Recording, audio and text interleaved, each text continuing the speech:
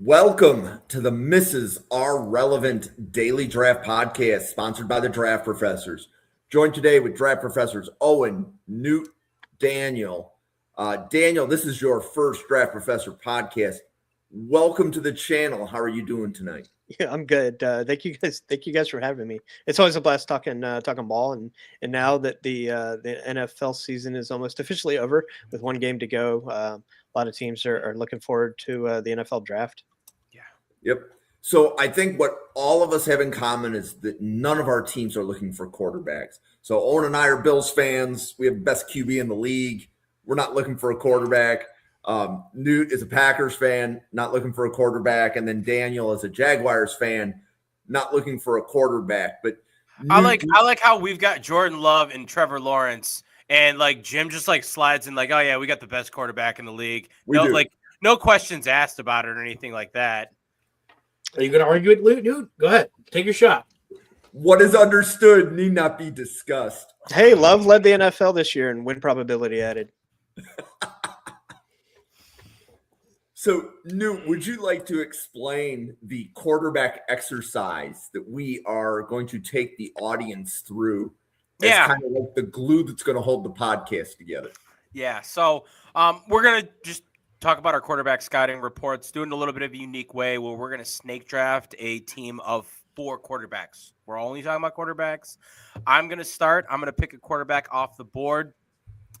We can consider it maybe the top guy that's on our board. I know that there's a couple guys that Owen took a look at that he's really excited to talk about that are maybe a little bit further down.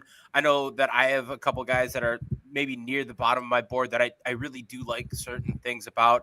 So while, yeah, we want to maybe grab the top guys that are up there, really more looking to be able to talk about some guys that we like, looking for, whoever's left that we like the most. We're not going to double dip, but it's going to snake. I'll go first, Owen, Daniel, and then Daniel will send it back, Owen, to me, and we'll do that for 4 total rounds.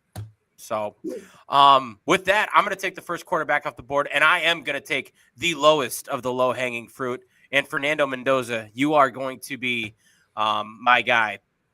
So to give a little bit of background on probably the hottest name in the NFL draft, maybe aside from like an Arvell Reese or a Sonny Styles. I don't even know, though. I think Mendoza is he's the guy this year.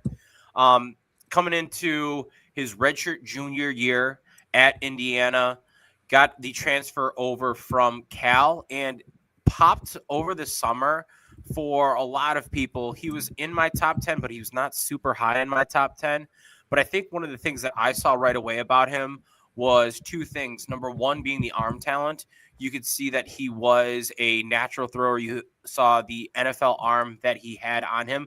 I'm not saying that he's got a cannon strapped to him, a la Will Levis or Anthony Richardson, but he definitely had the talent to really do everything you wanted, putting velocity on balls over the middle of the field, in the intermediate to short, and then being able to put touch over top. And then the other thing is he is just tough as nails. He'll stand in the pocket, deliver. It doesn't matter if he's got a middle linebacker just screaming down at him. He's going to take that shot. He's going to make the pass that he needs to. He's not fading away from it either. He's stepping into his throw. He knows how he needs to make that throw. And really everything about him is just kind of built off of that foundation. And then he takes a step forward this year to Indiana, to kind of I'll call it the Cinderella story, but last year they obviously kind of had their breakup, but this year they really hit the ground running, got their quarterback, and Cignetti was able to put really everything together around him. Now, obviously helped kind of the pieces that team had that were able to help Mendoza out, but he was really the foundation of it. Without Mendoza, that team would not have been what it was. He was able to really showcase his skills and his talent as a NFL caliber starting quarterback. Taking a look at what he's able to do, put the ball outside the numbers. I thought he really showed that this year well on comeback routes, being able to throw a really accurate pass that is, only for his receivers, very uncatchable by the cornerbacks that are covering on the inside. I thought that he's got a really quick and snappy release that allows him to get that ball from the snap out on, bubble screens or on a quick decision because of a blitz. And I think that he understands really well how to give his receivers leverage, even on like deep routes, and understanding where to put the ball beyond there. Now, I think he is going to be maybe a little bit limited with his feet. He's not terrible as a scrambler, but you're not getting anyone that's going to like be lighting the world on fire. Like I said, the arm talent is adequate, but it's not like, he's hucking the ball 60 yards downfield, 70 yards downfield, but he's able to make the throws that you would expect, but not going to necessarily be something that stands out, unlike at least one other guy in this list that we'll talk about, I'm sure. And I do think his mechanics do break down a little bit under pressure. That's where you're going to see some inconsistencies with his throw. I think that's going to be almost the case with anyone, but for him, it did stand out a little bit. But for me, Fernando Mendoza was a guy that, maybe a month ago, 2 months ago, especially, you've kind of got him in that group of three with Simpson and with Dante Moore. And he has just absolutely risen above the rest, in my opinion. And so that is going to be my quarterback one. That's who I'm going to take and go forward from there. So I have a quick question. Owen, do you have Cam Ward graded higher than Fernando Mendoza? They're graded the exact same for me. So last year I didn't have the multiplier I do now. So with the multiplier I currently have, Mendoza is in the top 10, has a top 10 grade for me because of that. So Ward would have been similar, but they have the exact same film grade as each other in very different ways. I think Mendoza and Ward are two polar opposite type players. I think they're both great character wise and leadership. I don't have any questions about that, but I think play style wise, the strength and upsides for one versus the other, I think, is very strikingly different. So I do think it's very much the dichotomy of how you can grade out different players and how they can end up in the same spot despite doing different things well versus not so well. And Daniel, how about you? Do you have Cam Ward graded differently than Fernando Mendoza? I probably have Ward a touch higher, simply for the I think better tools. Specifically, I think I really like the way that Cam Ward can rip it. I think that definitely Mendoza is probably a more consistent passer or a consistent player for that matter. But I really liked Ward coming out. And I think that, for a lot of people that maybe don't watch the Titans play, they maybe have probably a more soured view of Cam Ward if you just looked at his statistics this year. But I thought that, given the circumstances, he played really, really well this year as a rookie. And, they got a lot going for them this coming off season. Got Robert Saleh in there. They got a lot of capital to do a lot with this offseason. Dude, I think the most underrated move of this offseason, and I think even after free agency in the draft, is going to be Brian Dable for Cam Ward as his offensive coordinator. Oh yeah, that's going to be solid. So nice. Yeah. Oh, I was so happy when I saw I wanted him for Buffalo as the head coach. Is one of my guys I wanted to be there. But when I saw he took the job with Tennessee, I was like, that is phenomenal. I was hoping for that when the Giants were tanking last year, that would be the landing spot. I didn't think that Cam Ward would have fit in with the scheme that I've already forgotten who their old head coach's name was. Callahan. I was not a big fan of Callahan's scheme, especially for Cam Ward, with timing and requiring accuracy and kind of that more West Coast rhythm style offense. I liked the Dable style, deeper play action, allowed deeper routes to set up and utilize those tools in the run game and stretching the field. So I was hoping that the Giants landed him instead of where they got Abdul Carter. So the fact that the Titans still land Cam Ward and to get Brian Dable to work with him at the same time, I think that they nailed that. Maybe one season after I thought they would have been, those two would have been paired up. Nice. But okay. I think I'm next in the snake draft, right? Yes, you are. So I chose to go second specifically because I wanted to have this take here. And I think Newt knows where I'm going with this. Are you, okay, I'll say you did this just to be angry. No, so we texted a little bit over the week while we were watching our quarterbacks, and I have an opinion on who is quarterback 2 in the class. And I mean, I think there's going to be a layup for Daniel after this because I do think there's a clear drop off after quarterback 3. My quarterback. No, that man, leave it at that noise. That was gold. Yeah, I know where you're going, and I'm saddened. But go ahead. So my quarterback too. I don't know. Maybe Dan. I don't know if you do know where I'm going with this because it's not what they said in the comments. That's not what Ryan mentioned. So, but it's in the same vein. So my QB2, and I'm going to draft him with my first pick here, is going to be Drew Aller from Penn State. From me, I went back and watched the games this year, especially like the embarrassing losses to like UCLA and the game got knocked out against Northwestern. And a lot of those games where you're like, what the hell happened? Like, how did UCLA, who hadn't beaten a ranked team in forever, came up and upset a top 5 team in Penn State after having the run they had last year? And truly and honestly, while he isn't a finished product in the slightest, and I do think he's getting forgotten about because he had that season-ending injury, the tools, the level of control he had of that offense, Aller really didn't show me anything different than what I had coming into the season, where I had him as QB1, I think, coming in, maybe behind Arch, but that was more projection of anything. But Drew Aller as QB1 coming in from the summer, and then I'm watching what I watched last year, and I'm watching again this year, and not much has changed when it came to that. There's still, some of the road bumps you'd like to see when it comes to being comfortable in the pocket, trusting to win from the pocket as opposed to trying to make something happen. But a lot of those losses came from he got down early at the UCLA game.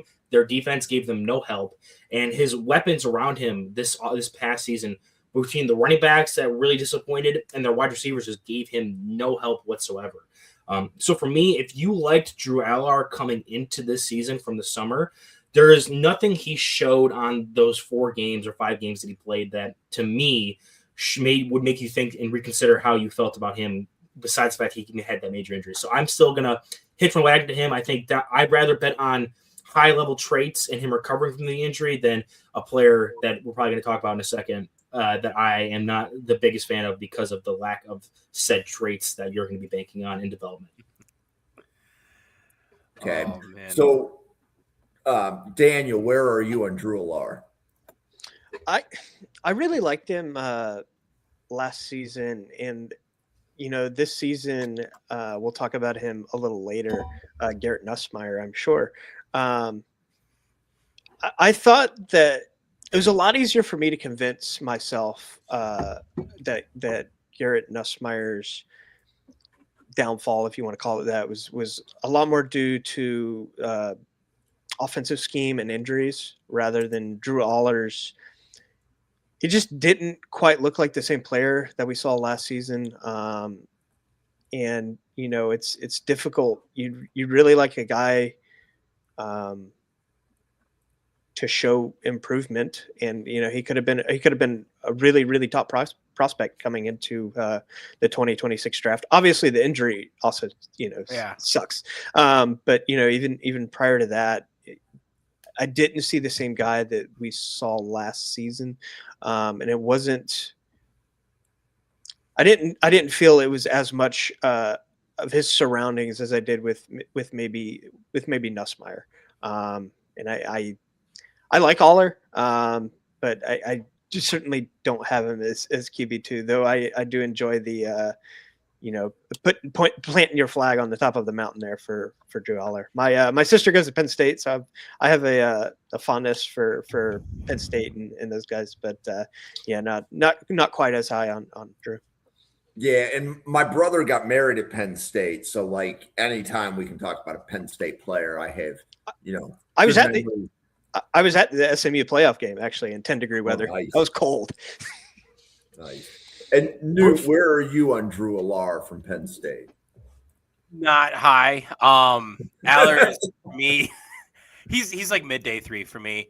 I think it's some of the things that Daniel said. He didn't take a step forward for me. I think that the things that Aller struggled with last year, with some consistency in hitting, I don't want to say layups, but like throws you would expect. He continued with. I had in my weaknesses for Aller, one of the first things I have written is he was too reliant on Tyler Warren in 2024.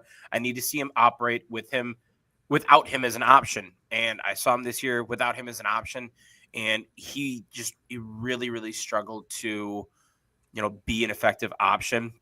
So for me, when I take a look at that, I see a guy that the throwing motion and like the mechanics behind it, like the guy's got a cannon for an arm, but like it seems a little robotic and it seems a little awkward at time, and I think it leads to like some timing issues. And I don't think he's got the greatest anticipation.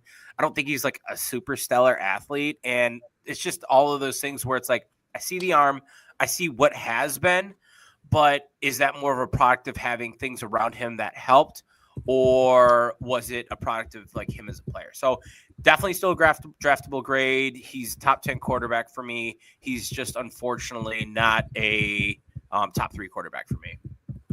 Yeah, I think for me, like you were talking about, he was definitely Tyler Warren reliant. Like we all remember the playoff game they lost in Notre Dame. I think it was Notre Dame last year, where there was not a single completion made to wide receiver that entire game. And you can look at that as a detriment to him. I took that more as, yes, Tyler Warren was a dominant force, and he was my number 2 overall player last year. Like he was ridiculous. But I do think that you saw the same team with the same issues that was in that playoff game last year that didn't have now Tyler Warren to make it easier for anybody else to operate in that offense. And while I do agree, I do think, let me make this clear. Going second is terrible because there was nobody after Mendoza to really stake your claim as going to be like a definitive guy. So I do think that he did struggle to replicate it. I think it was the same thing we saw when Brock Bowers left Georgia, and there was kind of this vacuum of talent. And even, sometimes you can have a player that's so good that it does detrimentally affect a quarterback's development because he's trying to not overcompensate for that. So I personally think he's a better athlete than most give him credit for. I do think that the throwing motion, you're right, is a bit wonky at times. It can throw off his rhythm and timing, especially on some of those easier throws. But the plays where he needs to make things happen, and even like in that UCLA game where it was terrible. The Oregon game I thought he played great. And in the UCLA game, he put his team in position. He looked good against Oregon. That was one of the games I watched. I really genuinely thought he was kind of surprising at how well he played. Yeah, the UCLA game, they lost in embarrassing fashion, and he was healthy for the whole game. But for me, a lot of the times when I found myself like breaking down what happened on this drive, why did they not finish? A lot of it came to there was like multiple fumbles from players that weren't him, lots of drops where he's putting the ball where it needs to go.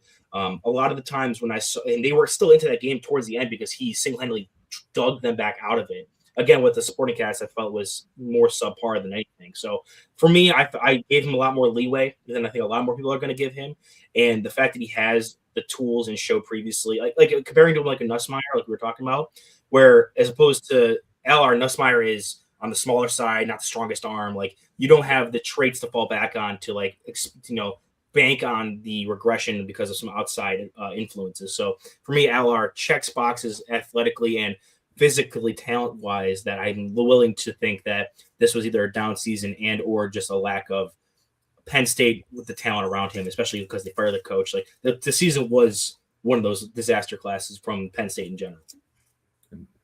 So Daniel, you're up for QB3, and then we'll kind of go around, and then you'll be back up for QB4. I think I'd imagine you guys know who I'm going to take here, and Ty Simpson from Alabama. Absolutely. Owen's got him as like quarterback 15 in this draft, but so we'll start with like he does so much pre-snap stuff. That's like super rare for quarterbacks nowadays. So I really like that. Changing protection, changing plays at the line of scrimmage, something that's QB3. Oh, you guys are doing okay. Gotcha. I thought that was somebody commenting as well in agreement with. All right. Sorry about that. Yeah, you're good. I was wondering if somebody else had Drew Aller at QB2. But no, there's so much to like about Ty Simpson. His accuracy, it fell off a little bit, admittedly, down the stretch. But especially in the short and intermediate, he completed 71% of his passes. And something I will key in on, he only completed 37% of his deep throws. For a guy whose arm strength is more than fine enough, I'd consider it above average. Really savvy in the pocket. I thought that he did a really, really good job. He can hold the ball for a little bit too long. Maybe trying to create some plays there and maybe turning some, instead of just dump offs or throwaways or whatever, creating some negative plays himself. But there's a lot to like about Ty Simpson, and for a guy that, despite being despite being a guy that's been around for a while, really came on this season and doesn't have he simultaneously has experience and doesn't. So it's kind of strange. Him and Chambliss both have a lot of experience, but also don't. I thought Ty Simpson, especially early on this season, looked really, really well, similar to Aller, where you kind of fall off there. But as opposed to Aller, where you had an off season, it was more of Alabama as a whole, and Ty Simpson. He just wasn't as accurate in the second half of the season. He's a fairly good athlete. 7 of his touchdowns, passing touchdowns, 7 of his touchdowns in total came outside of the pocket. He's not one of the Taylon Green guys that's going to go torch you, but he's a guy that I think is got really solid pocket awareness, pretty good outside of the pocket, and I really like his both his accuracy and his pre-snap stuff. Okay, so Newt, where are you on Ty Simpson? I think you hit the nail on the head with where he is. I think the thing that I would add that I found frustrating for myself was the play under pressure. I think that, and we're going to talk about it for every quarterback. Every quarterback is worse when they play under pressure. It seemed to me that he really, really struggled to adapt to the speed. I look at the game like Oklahoma when I think that was kind of when his first big hiccup came. Like, he was flying pretty high, playing really good football for Alabama after, that first road loss to Florida State. And then that Oklahoma game got him kind of off where he was. And Oklahoma showed him a lot of things that he wasn't necessarily, I don't want to say comfortable with, but he struggled to adapt and to adjust, in my opinion. And for me, that was something that kind of showed a glaring weakness for him. And I think that was definitely a struggle. I think that with him, he's going to have the baseline traits that you can have it and be a successful quarterback. I know Owen's got opinions on that. But yeah. I think he's going to have enough to get there and do the job. And I think that you said it, like, the processing pre-snap is solid. I'd like to see him be a little bit more of an anticipatory thrower, especially if he has such a good understanding of a defense. Like, trust your throw, then trust what your receivers are doing. It might be because this was his first year starting and he needs to grow into that more. So definitely willing to kind of lean there. But I think you hit the nail on the head with a lot of those points that you brought up. He's my QB2 as well. So I want to be clear. Ty Simpson's my QB3. Let's not get that twisted. I think I see the same player everybody else sees. It's just how I value it that's different. I'm a bit lower on how the athleticism and arm strength weigh out for him. I think he is just average. Like, I think he can survive in the NFL, but it's not anything you're going to hang your hat on as, like, this can lead you to the next level. It's going to unlock things for your offense. I think, if anything, it's a limiter, which already kind of puts him into the more not the truck, but they're the load that needs to be carried type player. Whereas some of these more elite quarterbacks in the league are going to be the truck. They're pulling the rest of the team with them when you need them to. His biggest pro is that he is hyper intelligent. Only started 15 games, but like you guys said, checking into different formations, checking into protections, identifying pre-snap and post-snap when he's kept clean, I think is super impressive, especially for a guy with as little starting experience as he does have for Alabama. But I really did see someone who struggled a lot when under pressure. Like, I felt he was accurate, except for when he couldn't really get his feet underneath him and he was being forced off his platform and couldn't set the throw. His accuracy did falter a bit. When he is making decisions with the football, he's really good. He had only like 1 interception on the whole season compared to 27 touchdowns. But I think what also plays in decision making is whether or not you are taking off, you're using your legs to get yards as opposed to just throwing it into your most available receiver possible, or throwing it away and taking no gain on that play, or when to throw it away versus when to force it. There's a lot of times where I felt he could be a lot better off script, and I felt like his off script play was just very much limiting in the similar way to how I felt like when Carson Beck was getting talked up as like a top quarterback prospect back when he was at Georgia, where you saw a lot of that same stuff where it's like, okay, he understands what he's doing. He's executed the offense, but when you're asking them to go out there and, manage the chaos and be that next level difference maker, he's struggling to do so. And when you get to the NFL, you're not going to be in Alabama's clean pocket the entire time. You're not going to have Jeremy Bernard and Ryan Williams as your wide receivers. You're not going to have all these stud weapons that are so above the rest of the competition that you have the time and the comfort to make those plays. So for me, he's a player that you don't want to draft him and then stash him because, like, you're not really banking on him developing. Usually that's for guys with high upside tools that are needing the mental side to process better and get time. You don't want him to, but you want him to like maybe start right away because he doesn't have a lot of experience playing. You have the same with the Anthony Richardson effect. He needs to get reps. But I just don't see a lot of upside with his tech or with his lack of physical traits that are higher above anybody else's. And the fact that he struggles so much with pressure and when teams threw a bunch of different looks at him that he wasn't anticipating for, where they really started to disguise things up and make things come late to his processing. He really started to struggle.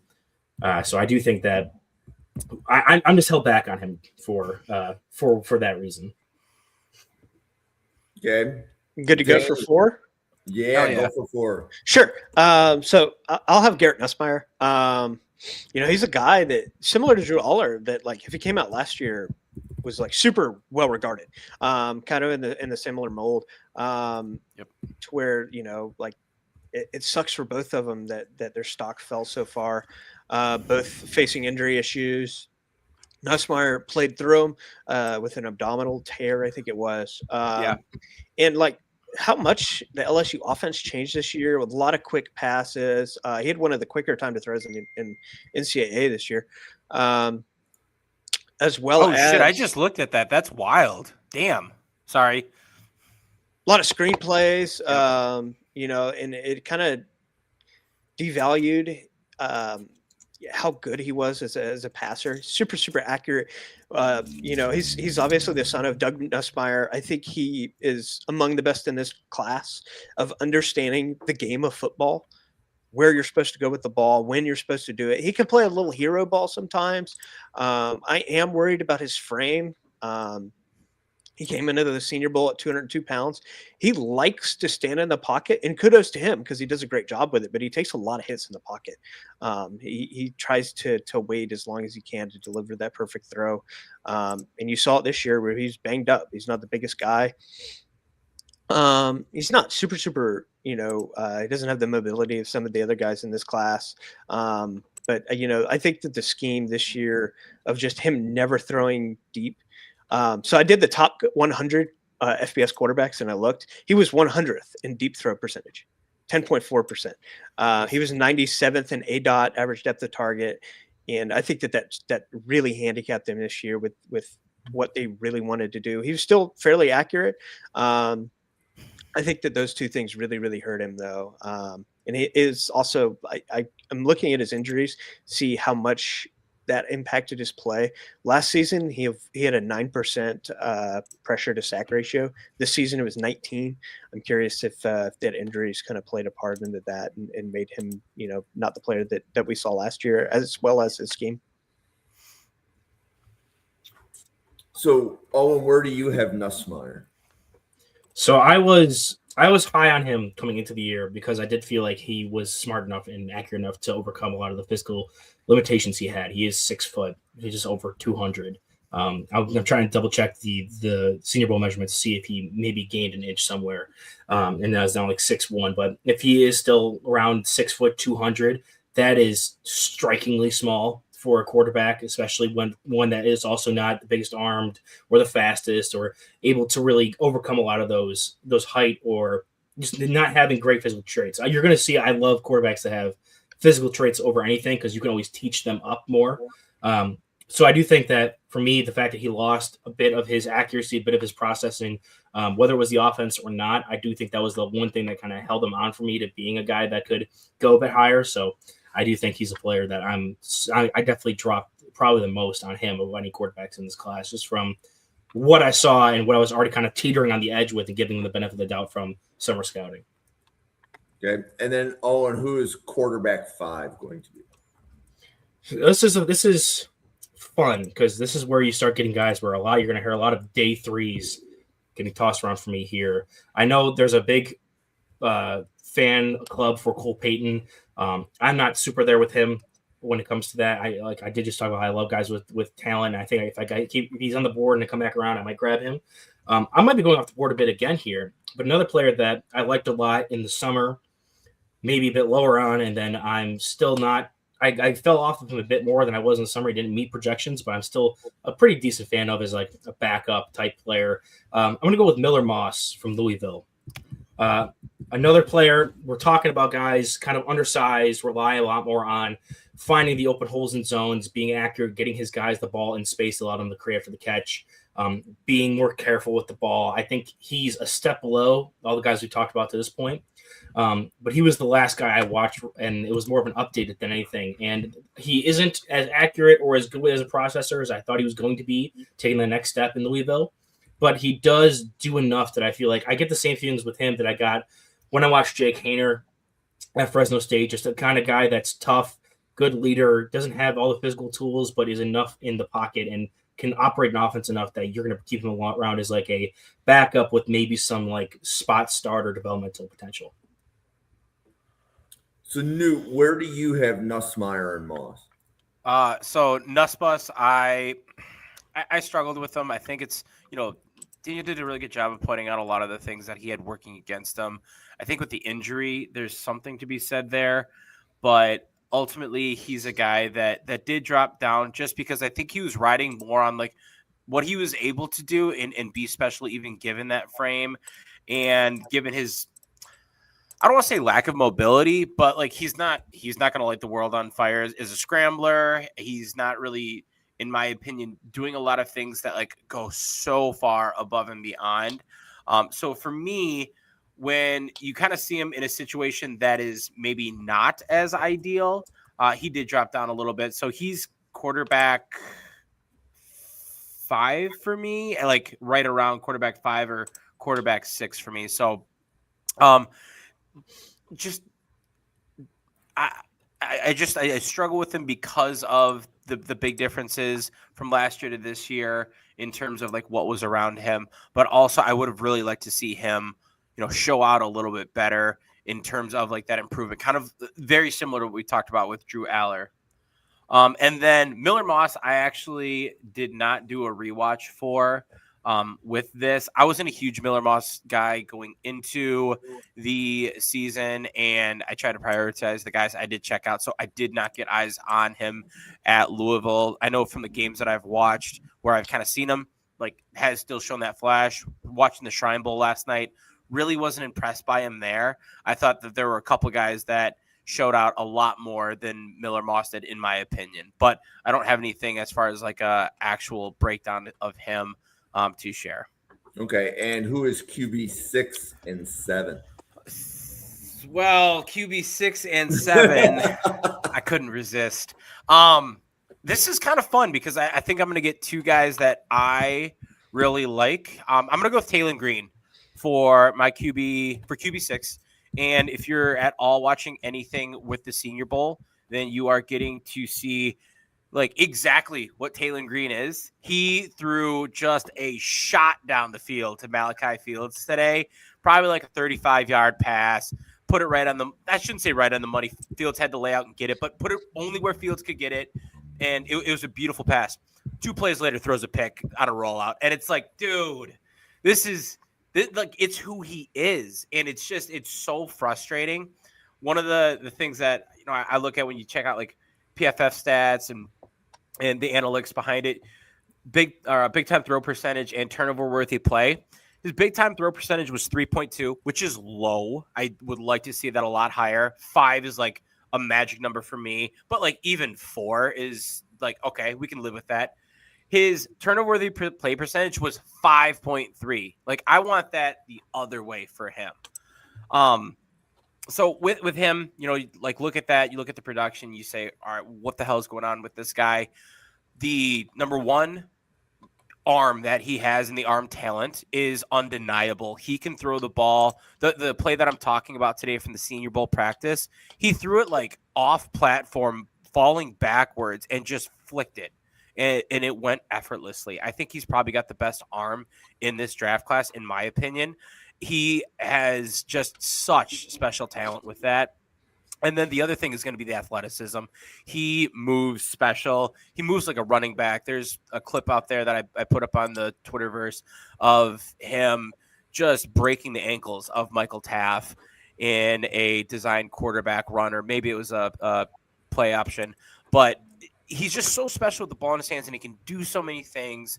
And he has kind of like the traits and everything. It's just his ability to read the field, I don't think is the greatest. I think the mental processing for him struggles. I think that he doesn't have, you talk about the play speed for him. He's super athletic, but when he is trying to kind of go through his progressions and work all that, it's just the processing speed is not where I need it to be for him. So as much as I loved him for the things that he does that are really, really special, I think that he still is a long way from a viable starter in the NFL. I think he's got an option to kind of be a legitimate backup type quarterback. I think of, honestly, like Malik Willis, what he's been for the Packers, and what Taylor Green could do if he was given that opportunity in a system where, hey, if you can sit and learn behind a guy and really kind of refine some of those elements, you've got the tools and the traits to potentially kind of step in and showcase what you have and maybe move on to a big contract and get your shot somewhere. I don't think that's going to be his rookie contract. I think he's going to really have to grind for that and improve those elements. But the traits, the intangibles in terms of, like the God-given gifts that he has, man, they are so tantalizing, where I really do like Taylor Green as a prospect. Okay. And then who is QB7? I'm going to go ahead and I'm going to take Carson Beck for QB7. Carson Beck for me is going to be a guy that I know I'm going to be higher on. He's QB4 for me, actually. Overall, I've got him higher than Taylor Green. I just think Taylor Green's a really fun player to talk about. But Carson Beck this year, I'm not quite sure for me that he did a ton to necessarily set the world on fire, but he was able to show his ability to continue to be an operator of an offense, to not be a detriment to an offense, and work within the parameters that you look for success. I think number one of the biggest things about him that I hate is his inability to be effective outside of the pocket. I really struggle with him anytime that he's not, sitting in between the tackle box. When he's scrambling, I always feel like he's going to just take one wrong step and his whole body's going to fall apart. It's the most uncomfortable thing you've ever seen. It's like cringeworthy. You're like, just fall to the ground so I don't have to watch this anymore, man. But then you see him kind of off platform in a bootleg or anything like that. And like he can play in a bootleg, he can play in a play action, but it's not like his game. He wants to take the ball in shotgun, read the field, which I think he does at a decent level. He's got an adequate NFL arm, and I think that he's got the ability to place the ball fairly well downfield into a lot of places that you would want a quarterback to, where I look at him and I say, man, like, I'm not going to, get this guy on board in order to, change my team. But if I had to have him running my team and you put the right things around him, I don't hate that. I think of, what Jimmy Garoppolo was able to do in that 49ers offense. And, they say that anyone can run Kyle Shanahan's offense. And, well, maybe if that's the case, then, that's a spot that Carson Beck could fall into in 3 years when Brock Purdy gets too expensive for them or whatever. I don't know. I'm bullshitting at this point in terms of landing spots. But my point remains that I think he's a good enough player where if you put a team around him, he's got the arm talent. He's got the understanding and the ability to put the ball around the field, to place an accurate ball with good timing, and play in a type of system where he could find success at the next level. Once again, I think that he's a guy that has some things working against him, You take a look at the athleticism, not overly exciting for me. When you take a look at the decision making, I think there are some times where he's playing hero ball. I point to the Bama Georgia game last year, and the reason that game, was almost won was his ability to like just throw it down the field, but it was also lost at the same time because he tried to force it into double coverage down the field with still like 40 seconds left.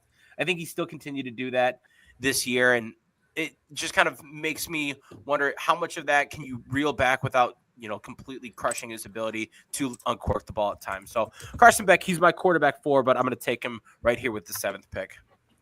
Okay. And then now with the snake draft, we're actually back to Owen, right? That's Yeah. correct. I think at this point, even though he's not my favorite, I think I do have to stick with my assumption. I know I just took Miller Moss, which is the opposite of this, but I'm going to go back to the traitsy guys here, and I'll go Cole Payton. Okay. Taylor Green got sniped before me. I think they're both players that are fairly similar. I think Green is a bit better when it comes to like overall athleticism and performing at a higher level and showing that he can be. He's like a dominant athlete even at the SEC level.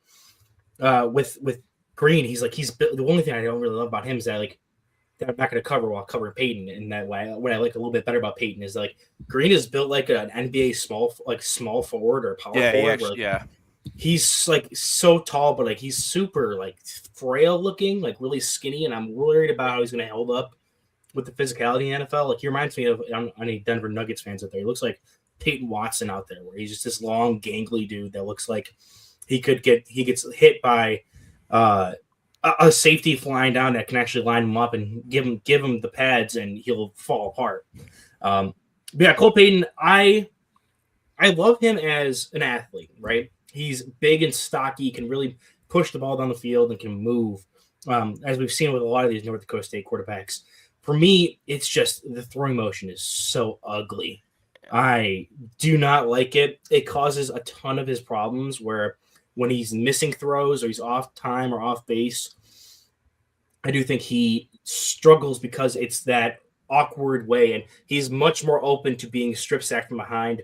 Similar with Taylor Green, where I think Green isn't able to. He has a better motion, significantly better like base throwing motion, but they're not able to really change their arm angles and manipulate it while they're on the run, opening them up to a lot of swipe strip sacks from behind.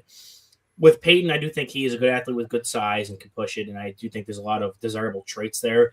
You're just going to need to like get him in a lab and rework that, because like there's some guys like when Philip Rivers came out, I've heard a lot of people talking about this since he's mentioned as a coaching search for my football team. I saw a lot of people talking about his throwing motion and some of these other guys that like maybe he could help quarterbacks develop that bit more. And Philip Rivers once said like it's just how I throw a football. It's how it works for me, and that's fine. But like to a point, you can only do that to a certain point. Like Cole Payton's is to the point where I'm not willing to say that's going to work out. We just need to let him do his thing. There's some throwing motions that just need to be retooled and refixed, and that's on top of some of the other stuff, mental processing, getting him up to the speed of competition. There's a lot of stuff that I'm not in love with Cole Payton, but I do think him going at 8 is going to be where it stops. So a note on Cole Payton. Do you guys know he started a game at running back in 2024? I can believe it. I saw that. Yeah, it was like the first game of the season, wasn't it? Yeah, first home game, Tennessee State. Okay. He had 10 more career rushing touchdowns than passing touchdowns. So like just super weird quarterback like almost like unheard of. It's like super strange watching him. And he kind of like, as you mentioned, it kind of looks that way with that super loopy. Yep. It's like awkward, but he does it really good. Like he's got nice touch on the ball deep. There's a lot to like about him. It's Ryan, it's going to take a lot longer than 1 year to fix what he's got going on right now. Yeah. But like I've seen some people jokingly throw around like Taysom Hill type stuff, and like that'd be super fun, at least in the short term, because none of these guys that we're talking about now are going to be like, start day one, maybe starters. So, it's like, hey, what value can we get out of a guy? And, if you have a creative OC who's willing to give that stuff out while he develops. There's still a lot to like about him. The guy just, one of the commenters just said his 11.3% big time throw percentage. He likes to push the ball downfield. I think he's pretty good at it, considering his wonky throwing motion. But yeah, he's that's like as weird as a quarterback prospect as you're gonna get, really. Especially coming from the FCS level, where it's really hard to like envision him as an NFL quarterback. But there's a lot to like there. So Okay. I was going to say, I think that puts you up for 2 picks in a row. Yeah, that threw me for a second. I had to pause. I was like, okay, we're going to Daniel now. So Daniel, I have a couple of questions. Mhm. So any comments on was Miller Moss, Taylon Green, Carson Beck, Cole Payton? Any of those guys snipe who you would be taking here? Probably Taylon Green. I maybe have looked at Cole Payton as my second pick. As I mentioned, it's just like it's so weird to envision him as like an NFL quarterback as it stands right now. But like Taylon Green, there's everything to like traits wise. Owen's big traits guy, and like how much better does it get? It's like similar-esque to Anthony Richardson. To where it's a guy's got everything you can do you want from a quarterback. It's just you got to kind of point him in the right direction and file some things down with him. He's another guy that I thought you mentioned the turnovers. He was 90. I looked at the top 100. He was 99th in turnover worthy percentage of the top 100 FBS quarterbacks. That's really tough. But at the same time, he led FBS quarterbacks in yards per carry. And he had 994 yards per carry. It's really strange. His average depth of target was pretty deep, but he just really didn't throw the ball super deep down the field for a guy that has the arm talent like he did. That's certainly curious, as well as both Taylon Green and Cole Payton, the super long, extremely high TTTs, time to throws. That really gets you into trouble. It's kind of a double-edged sword, though, because you want those guys to make plays out of structure, but at the same time, we don't want to do it at the cost of sacks and turnovers. That's just something to keep in mind for all dual-threat quarterbacks of that really can get you into some trouble sometimes. PFF credited him with 12 sacks of his own fault. And I think that, I think that was 5th most in FBS level. So that's certainly something to keep in mind of with any dual threat quarterback. Okay. And then who are the next 2 quarterbacks coming off the board in our quarterback exercise? Yeah, I'll go Luka Altmaier. I mentioned him before we came on. I really like him. I'm kind of almost in the opposite sense of Owen, where later in the draft, if I can't convince myself that there's a high enough probability that a Tulsi guy is going to turn it around, there's a lot to like about a late rounder guy who you're confident can come in immediately should a guy go down and really run your system. You guys were talking about Shanahan's system. Luka Altmaier is like textbook point guard. Put him in there. He's fantastic. He's got experience under center. He's got experience with play action. He's got pre-snap experience. He's really pretty accurate for this class. It's up there for among the top. He's efficient under pressure. He had a 76% adjusted completion percentage under pressure. And the big time throws aren't there, but that's fine. That's not really his game. He's an okay athlete. He's not fantastic outside of structure, but he did 500 rushing yards, or nearabouts anyhow. So, that's 8% off target throwing percentage was the 8th lowest this year in FBS. I think that there's a lot to like with him just coming in and being a solid starter. We saw how crucial that can be this past weekend with Jarrett Stidham in Denver. The snow was obviously hellacious there, but there's sometimes you need a guy just come in, run your system, and maybe play a couple games for you and be a serviceable backup. And I think that Luke Altmaier can certainly do that for you. Okay, and then who is your 4th QB and the next QB off the board in our exercise? I'll say Sawyer Robertson. I think we were Owen's a big Tracy guys. I really like Sawyer Robertson's arm, but similar with a lot of Tracy guys, it's just the consistency and accuracy that really comes to bite him in the butt. I'd really like to see him be more consistent. He's one of those guys. If you just took like his top 5 throws or top 10 throws from this season, you'd think that he's like as good as it gets. And then it's just the like every down to down or drive to drive consistency that's really lacking there. He's not the rushing threat that a lot of these other guys, maybe a Taylor Green or a Diego Pavia or some of the other guys that we've talked about. But as for a quarterback who really spread the ball around and threw it all over the place, he was also pretty good at avoiding sacks. He had a 15% pressure to sack ratio, which I think was like pretty among the highest in the class. It was 36th among the top 100 FBS quarterbacks. He attacked deep down the field. He had a 9.8 average depth of target, pretty good, 16.4% deep throwing percentage, and a really quick TTT, which is really weird for a guy that threw the ball as deep as he did. So I think if you could just like wrangle him in a little bit and get some more consistency out of him, I think he can be a serviceable tongue twister, serviceable backup in the NFL at some point. Okay. And then, Owen, we are back to you. Who is your final quarterback? Yeah, this is where I want to try to get a little fun here because and I do agree with Daniel to a point where I do like traitsy quarterbacks, especially when we're talking about like investing earlier picks into them. I think once you get to the point where you're in the later day threes, you're looking for the guys that are just gonna. If you're drafting a quarterback, to maximize that draft pick, you need get a guy that can maybe make a roster. So getting these less toolsy, more plug and play system career backup type quarterbacks is going to be the way to go. Just for this exercise, though, it's just I like talking about some of these guys that can do some crazy stuff, and then, but in all realistically options, I think once you get past like the Ty Simpsons and you're into like the Garrett Nussmeyers, even to the point where like you're talking about like a Cade Klubnik or something like that, where there's guys that can be more low upside. But you can have come into your offense and maybe operate in a way that you'd like. You can definitely see that. But for me, I'm stuck between a few names. I kind of want to throw out a name that I don't think anybody's going to ever mention ever, just because I do like his natural arm talent and ability to move a bit.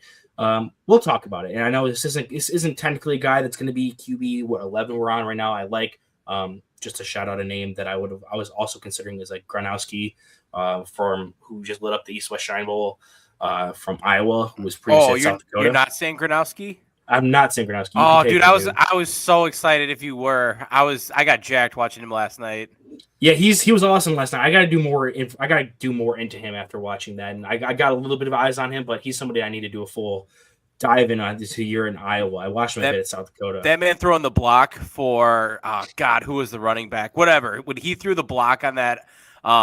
That kick outside to get the touchdown, that's pure football right there. Yeah. I think just to wrap this up so I'm not dragging on for forever, the name I'm going to pick here, and we're already talking about quarterbacks that are probably going to go undrafted at this point, but we'll go with Caden Salter from Colorado. Yeah, I'm pulling the names out here. I watched some really weird quarterbacks for this.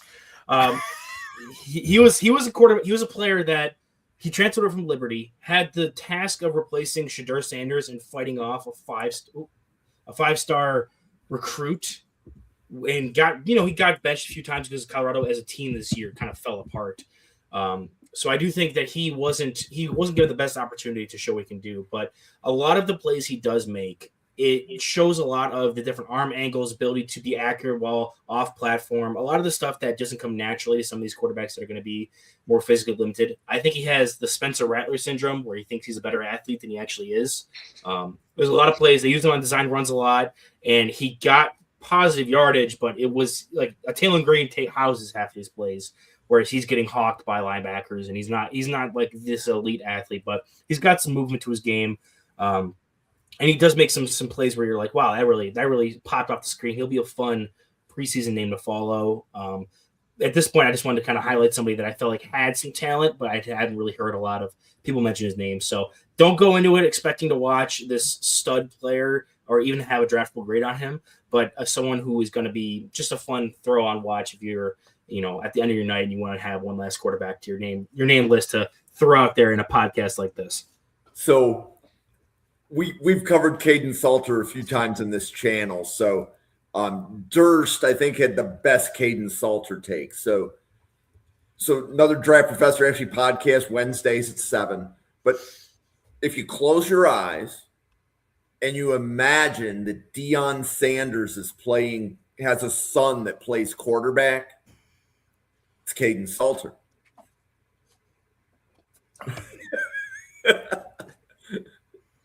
What do you think, Owen? That's fun. I think that's accurate. I mean, that was definitely the disconnect when you saw Shedeur playing quarterback college. It's like, wow, he's not this super crazy athlete or like this crazy personality type quarterback at all. Like he has some moxie. He's not to a him, crazy personality. He's Well, not no, a crazy personality. I'm saying he had some moxie to him, but he wasn't like a psychopath like his father was when he played. But like Salter is definitely more of and it reflects in his game where he plays like a madman. Like he plays like a crazy person, and that's what I'm talking about. Like Shedeur, the book on him was he was more like can be accurate, a little more conservative in his play style. I can see where Durst is coming from with that. Yeah. Okay, and Newt, who is the final quarterback of our exercise here? So it's not going to be a player that is going to take anyone by surprise, but I think there's going to be a bit of a flag plant, so we can end on those fireworks. My last quarterback, I'm going to take once again the low hanging fruit, Cade Klubnik, and he's going to be the quarterback that I talk about. The flag plant comes in that he's my quarterback 3 in this year's draft class. So I think that with him, he is to me as Aller is to Owen. In the sense of, I look at what he was last year, I look at what he was able to do this year, and there were a lot of things wrong with that Clemson team. And I feel like I've made this excuse too many times where one of these guys I'm talking about has to be the reason, and maybe it is Klubnik, and maybe I'm just like miles off base. But I take a look here at a guy that statistically had a decent season, really didn't do a ton to, light the world up with deep throws downfield. I think he's got the ability to push the ball a adequate amount. He's not gonna, be ripping 60-yard throws off or anything like that. I do think he's got to improve his touch on some of his shorter throws, and with his athleticism, I don't think it quite matches his scrambling ability. Like I think that he could be dangerous in space, but you don't see that from him. But when I take a look at him and I look at what I wrote down last year, I think he's got a strong throwing motion. He's got a nice, efficient type arm. He can get the ball to all parts of the field, whether it's inside, outside, deep, or short. Like I said, I think he has the ability to kind of put those on place when you're looking outside the numbers, which is something that I really like to see. I think the pocket presence he has is phenomenal. I know some of the numbers that Daniel's throwing out, taking a look at like pressure to sack ratio, 11.6 for him. Really good number. Very good. Yeah, when you take a look at what that is, I would say like 15 to 20 is where you're going to see a lot of these guys. For him to be at 11.6, he's got a good understanding of the pocket. His legs do help him out a lot in that. So he's able to kind of save himself by the ability to be mobile and kind of move outside the pocket. That scramble percentage a little bit lower than some of the guys. Like I said, that I would expect that from 4%. That also tells me he's looking downfield. He wants to throw the ball. He's keeping his eyes down there. And like I said, I think he has really good touch on his deep ball.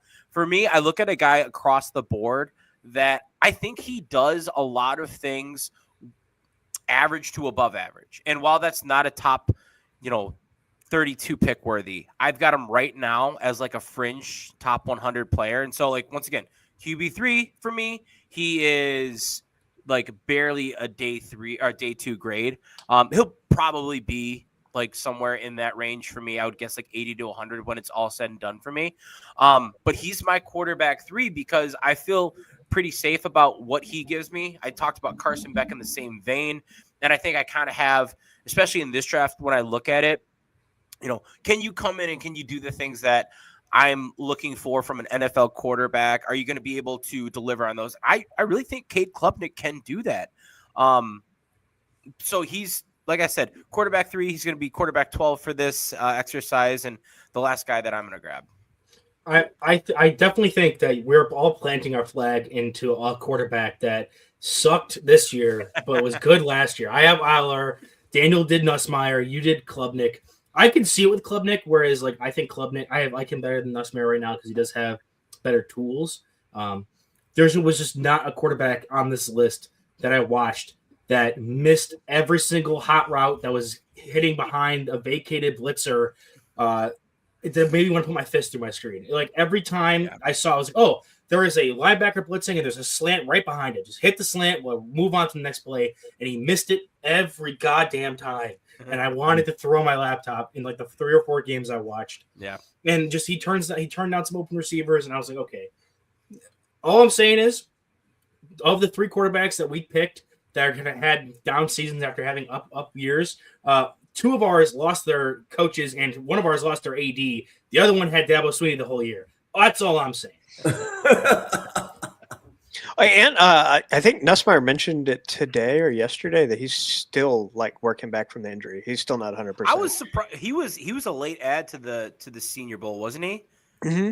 Yeah, I was very surprised to see him out there. And I know that like he got benched or he got pulled for injury, whatever. He got benched, and it's like, all right, let's get this taken care of for the injury, and to see him back there, and then to kind of hear that he's still dealing with it. Like I know he's trying to improve his stock. He is not in a good spot right now, probably in the eyes of Scott in the draft. So like hats off to him. And like I said, I mean, Mendoza, one of the toughest players in this draft. Nussmeier is not far behind him in terms of like the ability. He took so many shots. He's 6 feet tall, and like he's not Diego Pavia, but he's not a big guy in the pocket, and he's just getting abused in there. So like I do give him credit for that for sure. He it's kind of like a lesser Baker Mayfield, where he doesn't have the arm that Baker did. Yeah. But that like shorter, stockier, like gunslinger mentality. But he's I said stockier. He doesn't have the stockier build that like Baker does. Baker's a pretty thick guy, and Nussmeier, I think he was 202 came in. Yeah, it's really tough for a guy who's already injured and is still working back from injury, like months after his season ended. Where are we at with Diego Pavia? I did not look at him before this because he's 5'9" and 7/8 feet tall. Honestly, from all 6 guys at the Senior Bowl, he's probably been my favorite, and that's with Taylor Green there. That's with Nussbus there. God, who I'm forgetting someone as well. Cole Payton there. Like I think Diego Pavia's thrown the ball around better than anyone else. I will say the margin is very tight though. I don't really think a quarterback has truly broken out of that mold, but I do think Pavia's thrown the ball well. I haven't gotten eyes on him yet because I'm trying to like manage my time, and I don't know how the NFL is going to view a guy like we were talking about Bryce Young at like 5'10" and a half, and I know we're talking about as like number 1 overall pick. There's a big difference, but like I don't know with Pavia. I think he can throw it, and I think he's a super athlete, but the size is totally going to work against him. But if you get a quarterback like that late, so I'm old enough to remember the 1985 draft where the big discussion was, does Buffalo take Bruce Smith or Doug Flutie number 1 overall? Jim, you could have said I'm old enough to have been alive for the 1985 draft. Daniel, I don't know about you, but I don't think any of us like actually even fall in that category, let alone remember it. Well, I'm old. We can just get over the fact that I'm old, right? But like as I wise. Yes. Well, and yeah. So anyway, going back to the whole Doug Flutie thing, right? Because he never really got a chance, but when he was on the field, he balled out, right? Because he played for Ditka in Chicago. He played for New England. He played for Buffalo. I think at one point he was with the Chargers for a little bit too. Like when he played, he actually did well, but nobody wants to put their coaching life on the line with a 5'8" or shorter quarterback. Yeah. I will add that like the difference in athlete from then to now is pretty substantial. I think height, weight, size, speed, strength, like it's linemen used to be like 260 pounds. Now they're 330 pounds. And so at the combine, he will be the second quarterback at the combine since 1999 to be under 5'10. The other being Derek King from Miami a few years back. So you want to talk, this is like outlier of outliers here for modern NFL. And like the game is quarterbacks. I think it's opening up for them a little bit to have those to be, it's okay to be shorter. If you look at like correlations for height to NFL success at quarterback, there isn't really one. So that's like something to think about is like, it's thus far, height hasn't really had a strong correlation to NFL success, but you're talking about an outlier of outliers, similar to like a Devonta Smith at wide receiver, where we were concerned about his weight, where he had like a 0 percentile weight, and he's turned out to be a really, really good player. Or Devon Witherspoon, the Illinois corner, who's now going to be playing in the Super Bowl, has turned into a really, really good career with his 0 percentile weight at corner. So there is precedence there of recent guys that have done it with weight concerns. So it would be so fun to watch Diego Pavia at least play. I just want to watch him play once. Pavia, my take on Pavia is he's going to be a routinely UFL MVP. Like he will fall out of the league just because no one wants to really give him a shot. But he's a baller to the point where he'll go to a league that'll allow him to play like the UFL, and his level of talent just naturally as a thrower of the football and mover will let him be like Luis Perez on steroids. I like that. I think I was listening to like summer scouting, I think on NFL Stock Exchange, and Sigma said something to the effect of like, just put this man as a running back or something, like find a way. And it was definitely like the Taysom Hill route. Like just get this guy in the field somehow, because he's so electric and he's so much fun. And he is just a baller through and through. And, after the season, seeing him, it is one of those things. But yeah, I look at the weight and, I'm like, when you bring up Tez and other guys like that, I think of like Tank Dell. Like the thing for me is not always like your ability to play at that. It's injury that then kind of follows that. And, you getting knocked around by these guys that are 330 pounds. So I think another piece as well that does play into it. He's only 198 pounds at the Senior Bowl. So it's not right. Like he's thick. Yeah. So I think with Pavia, it's not like he's super thin and frail. He is thick. He's just, like you said, a little bit shorter, a lot shorter.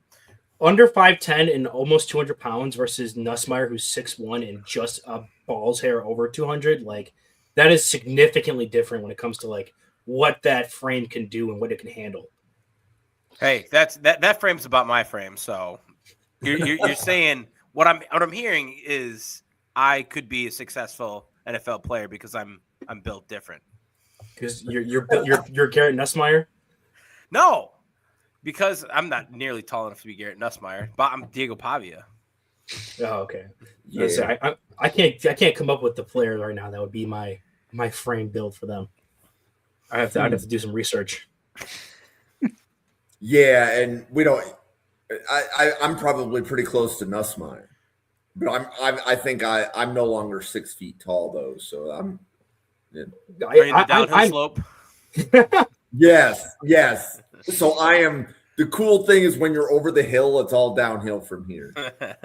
But why don't we pause for podcaster identification? Owen, do you want to let everybody know about the weekly huddle and all of the other content that you make?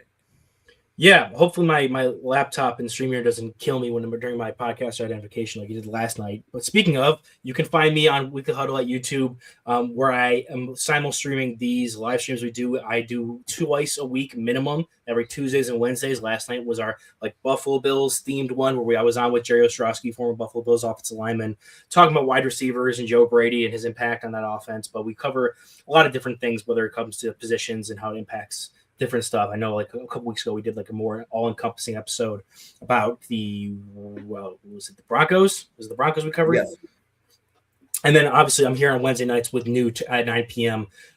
So you can catch me here at least twice a week. Sometimes I'm hopping on Fridays with the mock drafts. Other than that, I'm trying to find a way to get more content out on the YouTube channel and get some more live streams going with my current schedule.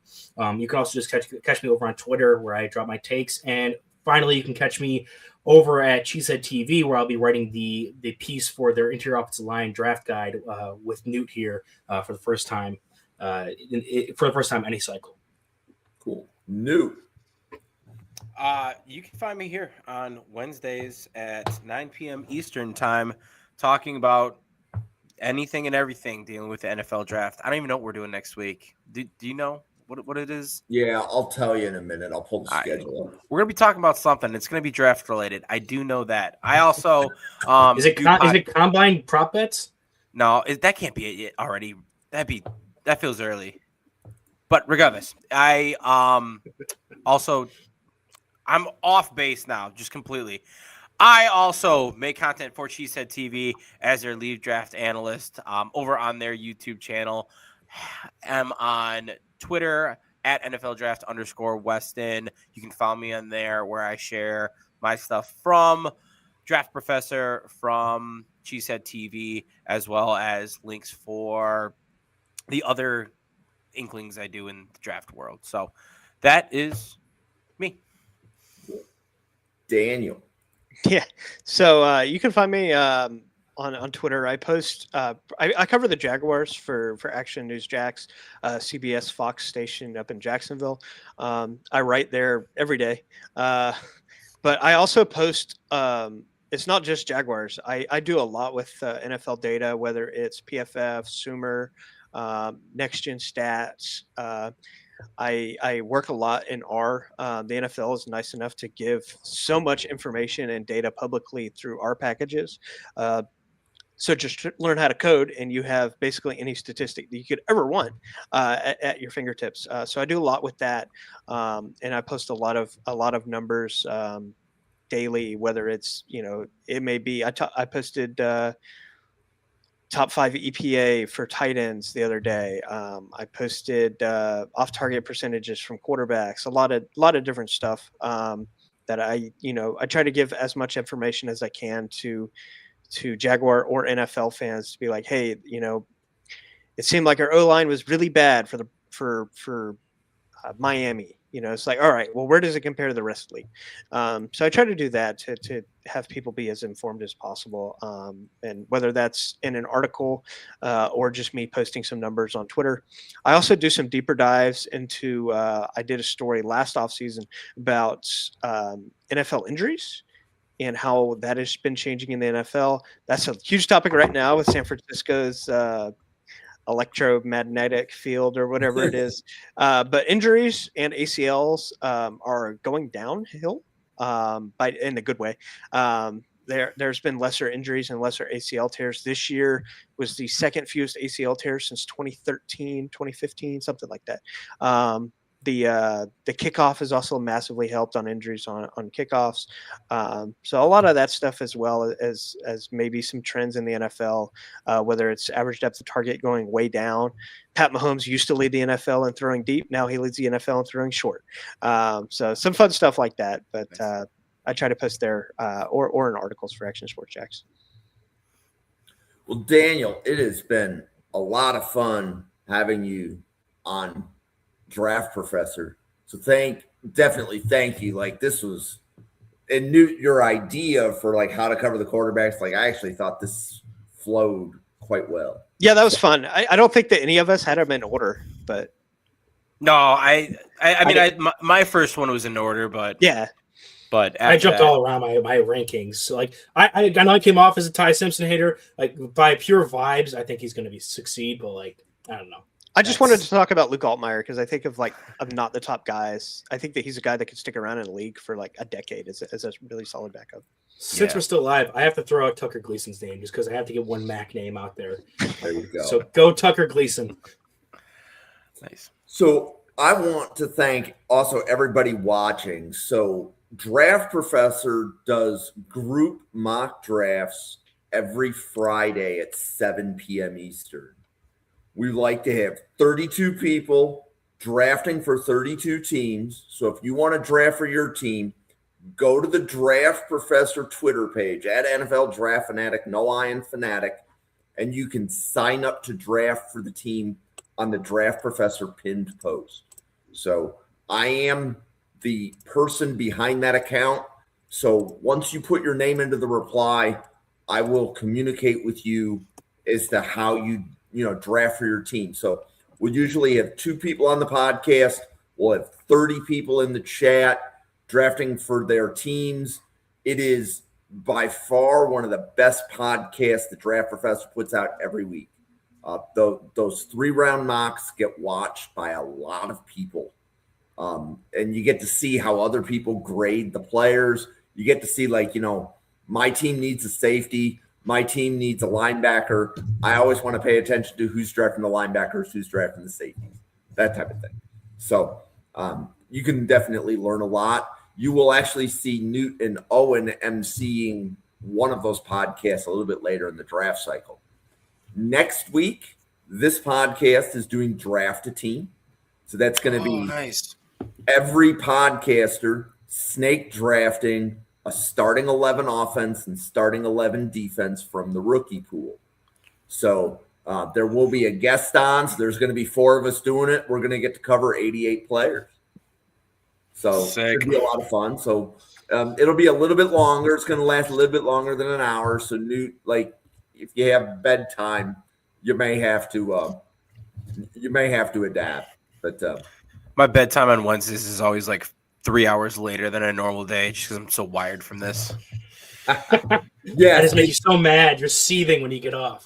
Well, I I would would say say January. it's a lot of light. It stimulates your brain. You can't go. I to was bed going to yet. say, it looks like you're just sitting in front of the spotlight, but January ends, and so I'll be probably enjoying some tasty beverages that will hopefully help kickstart my sleep towards the end of that podcast. There you go.